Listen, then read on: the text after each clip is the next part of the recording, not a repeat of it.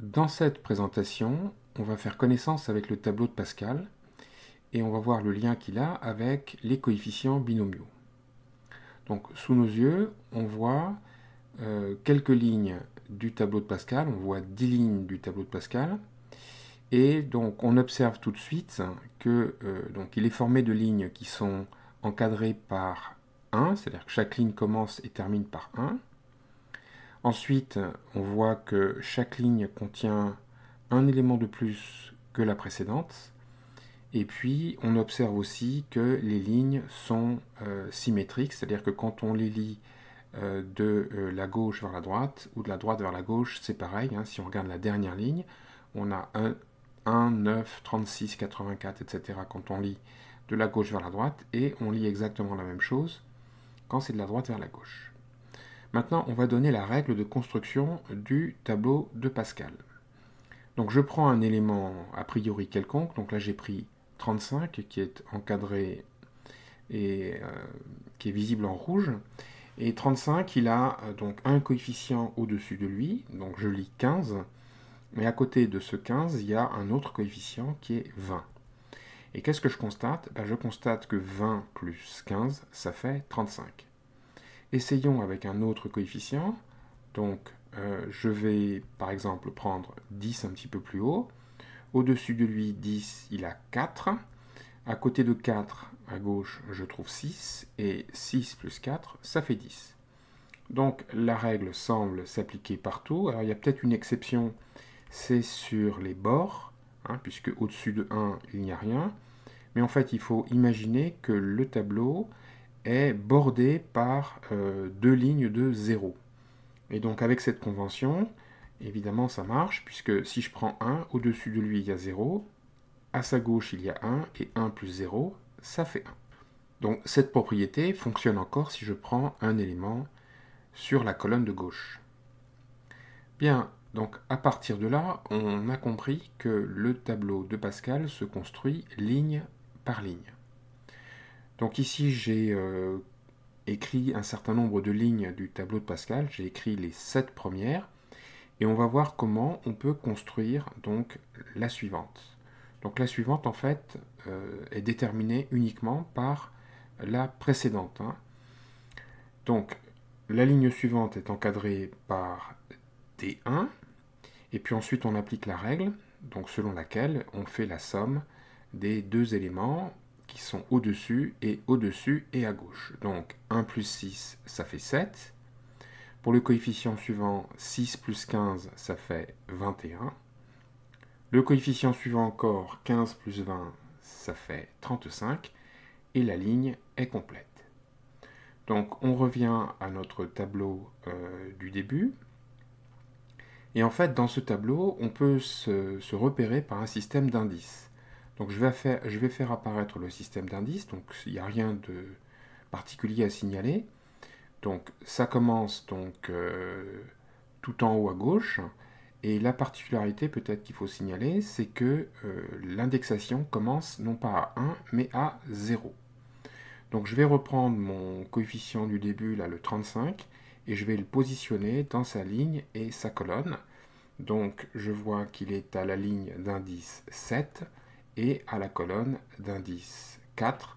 Donc je vais poser n égale 7 et p égale 4.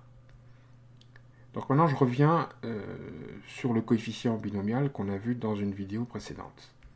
Donc une des formules qui donne le coefficient binomial p parmi n est la suivante.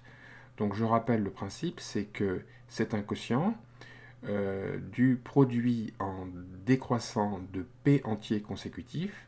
Au numérateur, ça commence par n. Au dénominateur, ça commence par p. Je donne un exemple. Comment calcule-t-on 4 parmi 7? Eh bien, donc j'écris 4 entiers consécutifs en décroissant à partir de 7. Donc ça fait 7, 6, 5, 4. Je fais pareil pour 4, ça fait 4, 3, 2, 1. Je fais le quotient, je simplifie et je tombe sur 35. Alors je rappelle quelques propriétés. La propriété de symétrie, c'est-à-dire que n-p parmi n, c'est pareil que p parmi n. On a des valeurs remarquables. 0 parmi n vaut 1, ainsi que donc le coefficient symétrique n parmi n, et 1 parmi n vaut n. Enfin, on a cette formule fondamentale, selon laquelle donc p parmi n plus p plus 1 parmi n, ça fait p plus 1 parmi n plus 1. On revient donc à notre tableau de Pascal, on reprend notre coefficient 35, qui est placé donc à la ligne d'indice n égale 7 et à la colonne d'indice p égale 4. Donc le point fondamental ici, c'est que chaque coefficient du tableau de Pascal est en fait un coefficient binomial et qui est donné par les indices de ligne et de colonne. Donc pour le cas de 35, eh bien donc n vaut 7, p vaut 4 et 35, c'est donc p parmi n, c'est-à-dire 4 parmi 7. Donc effectivement, on retrouve bien la valeur qu'on avait calculée après avoir donné la formule de calcul du coefficient binomial. Donc bien observer que dans la notation du coefficient binomial, la lettre qui est au-dessus désigne l'indice de ligne et la lettre qui est en dessous désigne l'indice de colonne. Donc ça, c'est un moyen très important pour retenir les formules relatives au coefficient binomial. Donc maintenant, on va faire un petit bilan. Donc le tableau de Pascal admet un système de repérage en ligne. Donc ici, je vais écrire les lignes 0, etc. jusqu'à la ligne n. Et en colonne, donc je vais écrire donc les colonnes 0, 1, etc. jusqu'à la colonne d'indice n. Et puis, on va donc parcourir le tableau ligne par ligne. Donc, à la ligne 0, on a juste un seul coefficient, qui est 1. Puis, on arrive à la ligne n. Et à ce moment-là, donc, on a n plus 1 coefficients, donc qui sont indexés de 0, en colonne, de 0 jusqu'à n. Donc, aux extrémités, on a toujours 1. Après le 1, on trouve l'indice de ligne, donc ici n. Et puis ici, on se déplace suivant les colonnes. Quand on arrive à la colonne P, donc d'indice P en fait, à la ligne n, on trouve le coefficient binomial P parmi n. À la droite de la colonne d'indice P, donc j'ai la colonne d'indice P plus 1. À la ligne d'indice n et dans cette colonne, donc j'ai le coefficient binomial P plus 1 parmi n. Et puis, je passe à la ligne qui est en dessous, donc elle a un indice de ligne qui est 1 de plus que pour la ligne d'indice n. Et puis, bon, comme toute ligne, elle est encadrée par des 1. Puis ensuite viennent l'indice de ligne, donc ici c'est n plus 1. Et puis, quand je me place sous la colonne d'indice p plus 1, dans cette ligne, eh bien, je trouve le coefficient binomial p plus 1 parmi n plus 1.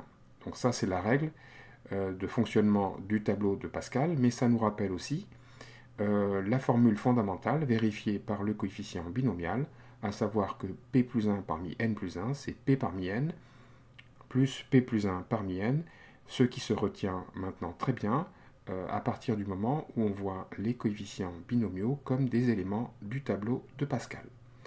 Voilà, je vous remercie de votre attention.